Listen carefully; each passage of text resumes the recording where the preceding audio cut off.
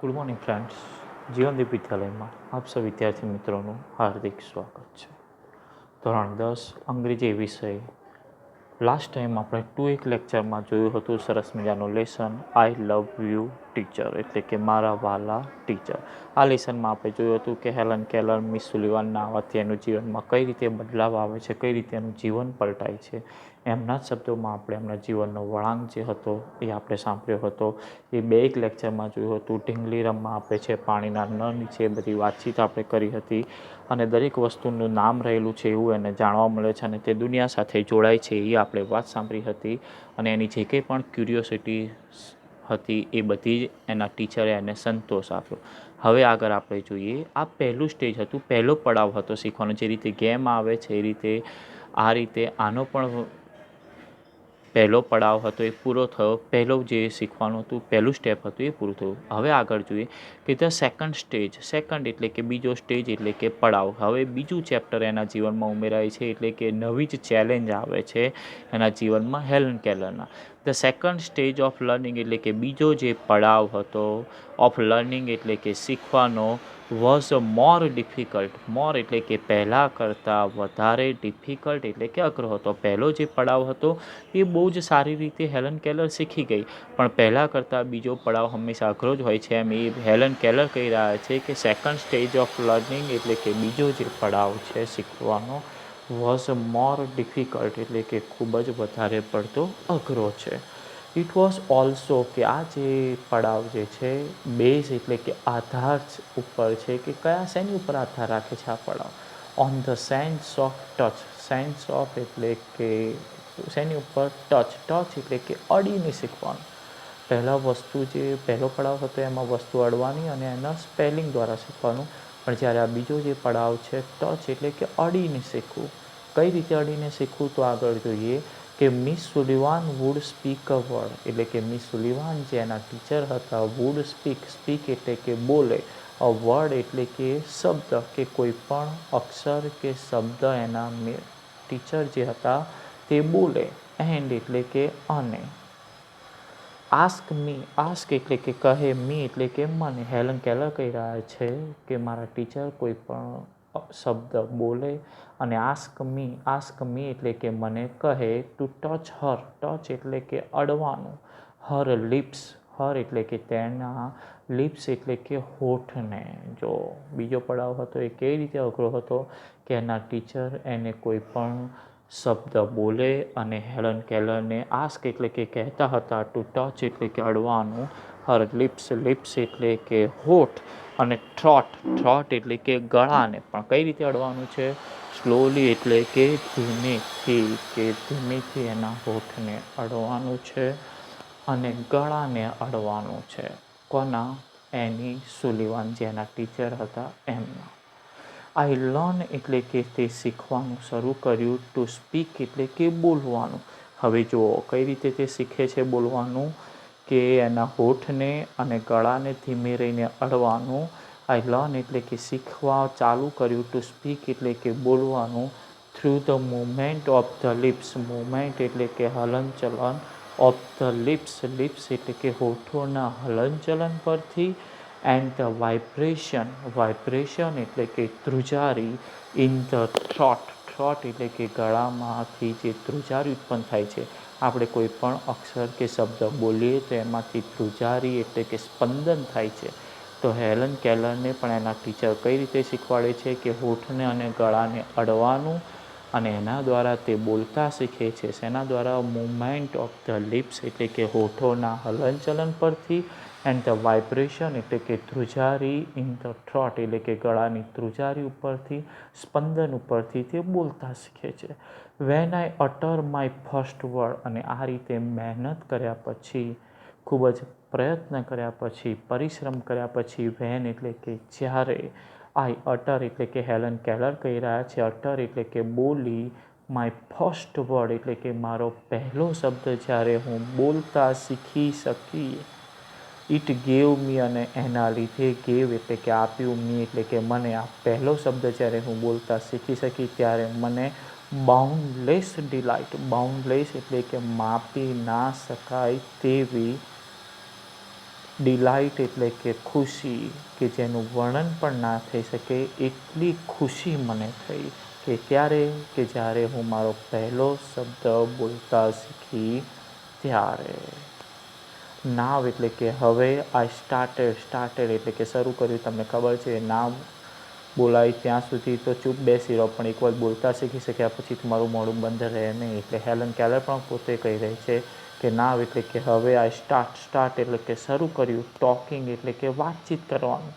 કોની સાથે હવે હું વાતચીત કરું છું? હેલન કેલર કહી રહ્યા છે વિથ માય ટોયસ એટલે કે રમકડા સાથે.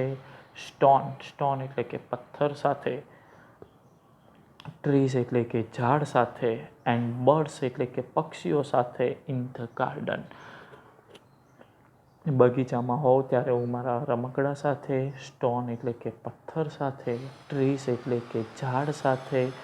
એન્ડ બર્ડ્સ એટલે કે પક્ષીઓ સાથે સરસ મજાની હવે મેં વાતો કરવાનું શરૂ કર્યું. આઈ ફેલ્ટ અને આ બધા સાથે વાતચીત કરવાથી આઈ ફેલ્ટ અને હવે મને કેવું લાગવા લાગ્યું? અમેઝ એટલે કે ખૂબ જ આશ્ચર્ય તો થયું, અને સાથે સાથે ડિલાઇટ એટલે કે ખુશી થઈ. ક્યારે? કે એઝ માય સિસ્ટર એટલે કે મારી નાની જે બેન હતી એ રન એટલે કે દોડીને આવી ટુ મી એટલે કે મારી પાસે. મારી સિસ્ટર દોડીને આવી. વેન આઈ કોલ હર કે વેન એટલે કે જ્યારે. આઈ કોલ હર એટલે કે મેં તેને બોલાવી, અને મેં તેને બોલાવીને મારી પાસે આવી, અને એની વાતનો મને ખૂબ જ આનંદ છે, ખુશી છે. And my dog obey my command. એટલું જ નહીં, માય ડોગ એટલે કે મારો જે કૂતરો હતો તે ઓબે એટલે કે માનવા લાગ્યો. માય કમાન્ડ એટલે કે મારા આદેશનું, મારા હુકુમનું તે પાલન કરવા લાગ્યો. કે ધેટ મીન્સ એને કે જે બોલવાની જે ખુશી છે એ ખુશીની કોઈ સીમા નથી. કે મારો કૂતરો મારું કહ્યું માને છે, મારી બેન હું બોલાવું છું અને તે મારી પાસે આવે છે. આઈ વોઝ અબેલ ટુ સ્પીક કે આઈ વોઝ અબેલ એટલે કે શક્ય બન્યું. ટુ સ્પીક એટલે કે બોલવાનું. કોના લીધે શક્ય બન્યું? ઇટ વોઝ અ મિરેકલ કે આ તો એક પ્રકારનો શું છે? મિરેકલ એટલે કે જાદુ. હું બોલતા શીખી શકી એ ખરેખર એક શું થયો કે છે? મિરેકલ એટલે કે જાદુ. When I study seriously it seem more like play than work. હવે તે કઈ રીતે શીખવાનું શરૂ કરે છે? વેન આઈ સ્ટડી એટલે કે હું ભણું છું. સિરિયસલી એટલે કે ગંભીરતાપૂર્વક. ઇટ સીમ ગંભીરતાપૂર્વક, અને ઉપરાંત કોના જેવું લાગે છે? કે more like play than a work.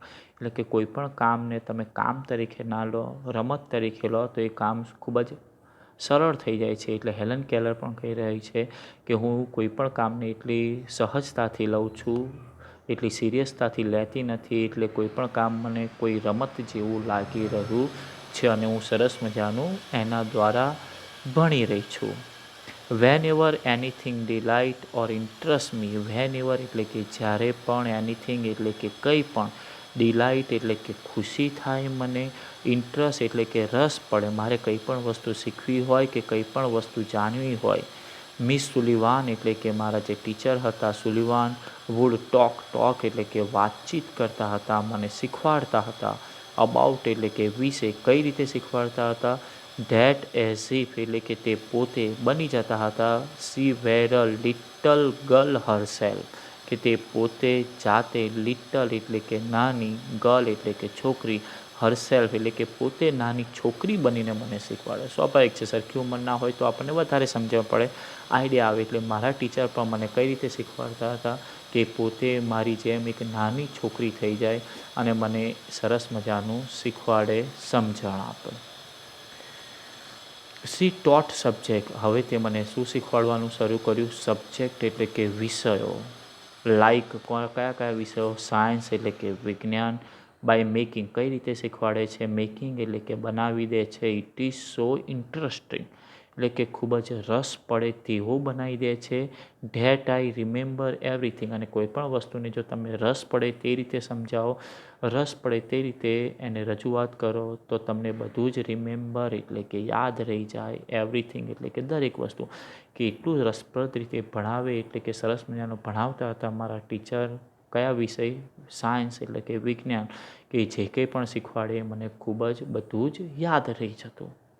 Finally my teacher began teaching me to read.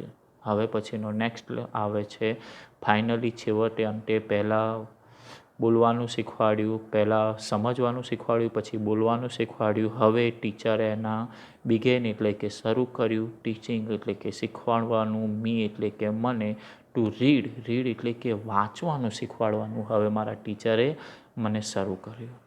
I first એટલે કે પહેલાં તો તે મને કઈ રીતે રીડ એટલે કે વંચાવે છે. રેઝ લેટર, રેઝ એટલે કે ઉપસેલા, લેટર એટલે કે અક્ષરો. મેં બ્રેઇન લિપિની વાત કરી હતી કે આંધળા બહેરા લોકો વાંચી શકે, બોલી શકે એટલા માટેની બ્રેઇલ લિપિ જે હતી તો એમને એમના ટીચરે રેઝ લેટર ઉપસેલા અક્ષરો, લેટર ઓન એટલે કે પછી, ઓન રીડ વિથ બ્રેઇલ એટલે કે એણે વાંચવાનું શીખવાડવાનું શરૂ કર્યું. બ્રેઇલ લિપિ એટલે કે આંધળા લોકો વાંચી શકે એવી બ્રેઇલ લિપિ મારા ટીચરે મને વાંચતા શીખવાડી. આઈ લર્ન ટુ રાઇટ અને ત્યાર પછી લર્ન એટલે કે હું શીખી, રાઇટ એટલે કે લખવાનું, વિથ કઈ રીતે લખવાનું શીખવી, both ordinary as well as Braille typewriter. બંને રીતે, કઈ રીતે ઓર્ડિનરી એટલે કે સામાન્ય રીતે પણ હવે હું લખી શકું છું, એઝ વેલ એઝ કે બીજી કઈ રીતે બ્રેઇલ ટાઈપરાઇટર. બ્રેઇલ આંધળા લોકો માટેનું સરસ મજાનું ટાઈપરાઇટર આવે છે એના પર પણ મને લખતા શીખવાડ્યું. સામાન્ય લેંગ્વેજમાં, સામાન્ય ભાષામાં પણ મને મારા ટીચરે લખતા શીખવાડ્યું, વાંચતા શીખવાડ્યું અને હવે લખતા શીખવાડ્યું. I was well on my path. સ્વાભાવિક છે, હવે શીખવાનું શરૂ થઈ ગયું છે એટલા માટે હેલન કેલર કહી રહ્યા છે કે આઈ વોઝ વેલ એટલે કે ખૂબ જ સારી રીતે, ઓન માય પાથ એટલે કે હું મારા રસ્તે આગળ ને આગળ વધી રહી હતી. હવે મારું જીવન સુધરી રહ્યું હતું, બિકમિંગ વેલ, કારણ કે ખૂબ જ સારી રીતે એના ટીચરે શીખવાડવાના કારણે એના જીવનમાં પલટાવ આવી ગયો, બદલાવ આવી ગયો. તો હેલન કેલર કહી રહી છે કે હું હવે મારા રસ્તે સરળતાથી આગળ વધી રહી હતી. એજ્યુકેટ પર્સન અને મારી ગણતરી, એજ્યુકેટ એટલે કે શિક્ષિત, પર્સન એટલે કે વ્યક્તિ તરીકે ગણના થવા લાગી કે આંધળી બહેરી બોબડી હોવા છતાં પણ મારી ગણતરી હવે એજ્યુકેટેડ પર્સન એટલે કે શિક્ષિત વ્યક્તિ તરીકે થવા લાગી. આઈ વોઝ પ્રોવાઈડ એટલે કે મને પ્રોવાઈડ એટલે કે પૂરી પાડવામાં આવી, સગવડ આપવામાં આવી, all the possible opportunity, all એટલે કે બધી જ, પોસિબલ એટલે કે શક્ય હોય તે બધી, ઓપોર્ચ્યુનિટી એટલે કે તક આપવામાં આવી. એટલે કે મારા માતા પિતા અને શિક્ષક તરફથી બધી જ સુવિધાઓ આપવામાં આવી અને બધી જ સારી તકો આપવામાં આવી. શેની માટે? ટુ ડેવલપ એટલે કે વિકસાવવા માટે, માય એબિલિટી એટલે કે મારી શક્તિઓ બહાર લાવવા માટે, મારામાં જે ખૂબીઓ રહેલી છે એ બહાર લાવવા માટે. એન્ડ એટલે કે અને I made the maximum use of them અને આ બધી જ શક્તિઓનો હું મેક્સિમમ એટલે કે વધારે ને વધારે યુઝ એટલે કે ઉપયોગ કરી શકું એવું મારા ટીચર તરફથી, મારા માતા પિતા તરફથી બધી જ તકો, બધી જ ફેસિલિટી એટલે કે જે કંઈ પણ જરૂરિયાતો હોય એ બધી જ મને પૂરી પાડવામાં આવી મારા શિક્ષક દ્વારા અને મારા પેરેન્ટ્સ દ્વારા. તો આવો સરસ મજાનો લેક્ચર હજી બાકી છે. હવે પછીના નેક્સ્ટ લેક્ચરમાં બાકીનો પોર્શન જોઈશું. ત્યાં સુધી ગુડ બાય.